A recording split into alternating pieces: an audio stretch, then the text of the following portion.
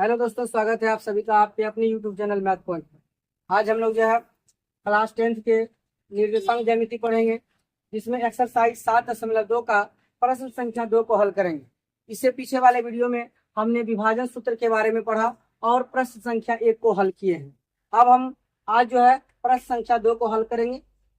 आइए हम लोग प्रश्न संख्या 2 को देखते हैं। प्रश्न संख्या 2 क्या करता है, ये भी विभाजन सूत्र से संबंधित है।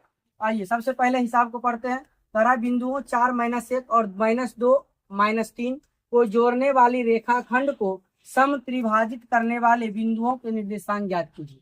यानी इसमें दो गो बिंदु है और इस बिंदु का निर्देशांक दिया गया है। तो इस बिंदु का निर्देशांक पहले लिख लेते हैं। एक बिंदु को ए मान लेते हैं, दूसरे बिंदु को बी मान लेते हैं। अब इसका निर्देशांक हम लोग देखते हैं। इसका निर्देशांक में क्या है, ए का निर्देशांक दिया हुआ है 4, -1 और पी का निर्देशांक दिया हुआ है -2 और -3। अब इसमें कहा जा रहा है क्या, इस रेखाखंड को सम त्रिभाजित किया जा रहा है। एक शब्द है सम त्रिभाजित। सम त्रिभाजित मतलब होता है 3 भाग में बांटना। 3 बराबर भाग में इसको बांटा जा रहा है। तो 3 बराबर भाग में जब इसमें बांटिएगा तो देखिए हम 3 बराबर भाग में बांटेंगे। एक बिंदु को मान लेते हैं एम और दूसरे बिंदु को हमने मान लिया पी। अब देखिए रेखाखंड 3 भाग में बंटकर तैयार है।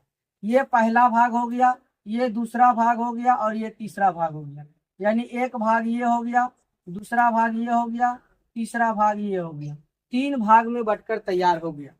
अब इसमें हम लोग जो है ये जो बंटने वाला बिंदु है, इस बिंदु का निर्देशांक ज्ञात करना है। तो आइए हम लोग बिंदु का निर्देशांक किस प्रकार से ज्ञात करेंगे। तो सबसे पहले एम बिंदु के बारे में जरा सोचते हैं।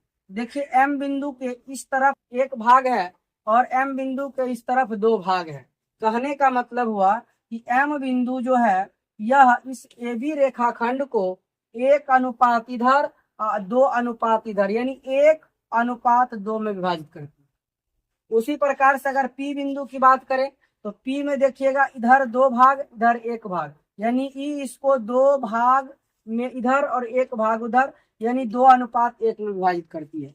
तो आपको एम और पी का निर्देशांक ज्ञात करना है। तो मान लेते हैं एम का निर्देशांक को भी XY मान लेते हैं और पी के निर्देशांक को भी XY मान लेते हैं। आइए अब इसको हल करते हैं। सबसे पहले हम यहाँ पर लिखेंगे कि बिंदु एम रेखाखंड AB को 1 इधर 2 इधर 1:2 में विभाजित करती है। 1:2 में विभाजित करती है। 1:2 में विभाजित करती है।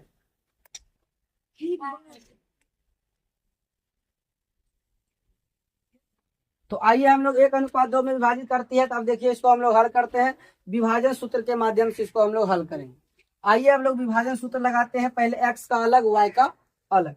आइए हम लोग विभाजन सूत्र लगाते हैं। a से लेकर b के बीच में m बिंदु को लेकर। तो देखिए यहाँ पर इस बिंदु को हम लोग जो जो मानते हैं मान लेते हैं। पहले x1 बराबर हो गया 4, y1 बराबर हो गया -1, ये हो गया x2 बराबर हो गया -2 और हो गया y2 बराबर हो गया -3।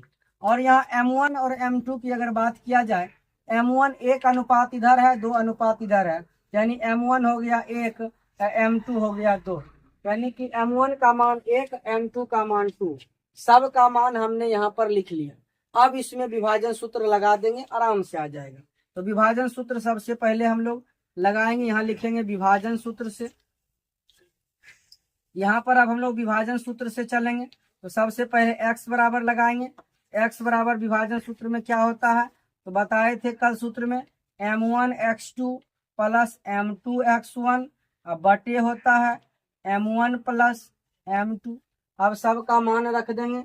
सबका मान हम लोग जो है रख देंगे यहाँ पर।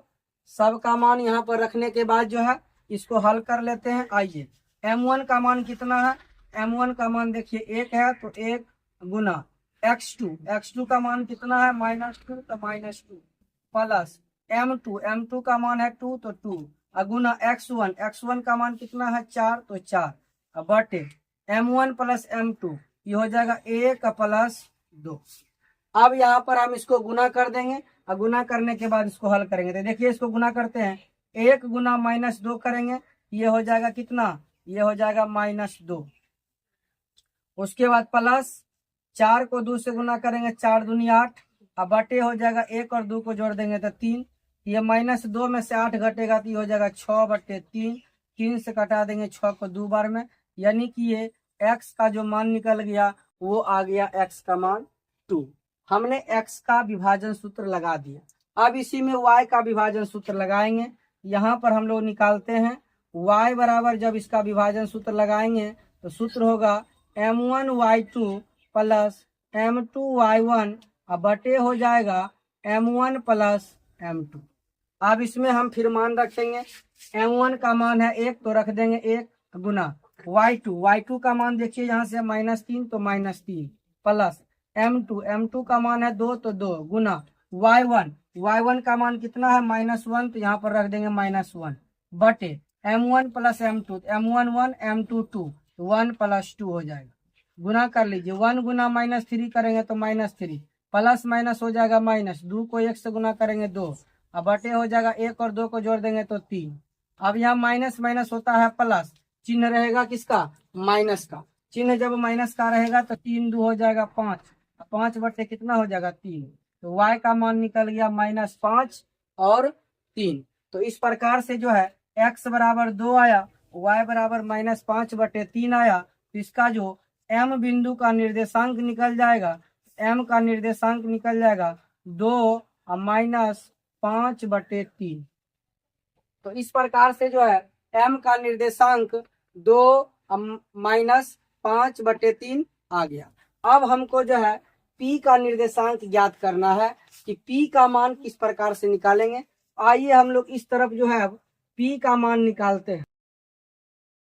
p के मान को हम लोग हल करेंगे p का निर्देशांक निकालने के लिए। अब देखिए p बिंदु क्या कर रहा है, तो इधर देखिए 1 2, 2 भाग इधर है 1 भाग इधर है, यानी कि अब जो p बिंदु है इसको 2:1 में विभाजित कर रहा है। फिर हम विभाजन सूत्र लगा देंगे और x और y का मान निकाल लेंगे। तो यहाँ से इधर मान आ जाएगा, x और y का मान आ जाएगा। यहाँ पर हम लोग लिखेंगे p बिंदु, यानी बिंदु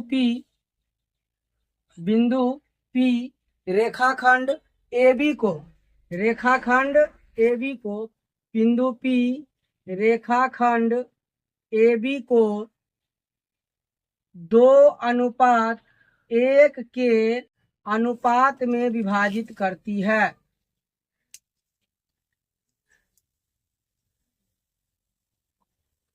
अब इस बार 2:1 में विभाजित करती है, यानी कि अब जो है m1 का मान हो जाएगा 2 और m2 का मान हो जाएगा 1। तो अब हम लोग फिर से हल कर लेंगे, सबका मान रख देंगे। तो यहाँ पर देखिए x1 y1 x2 y2 वही रहेगा, सिर्फ आपको m1 का मान 2 और m2 का मान 1 याद रखना है।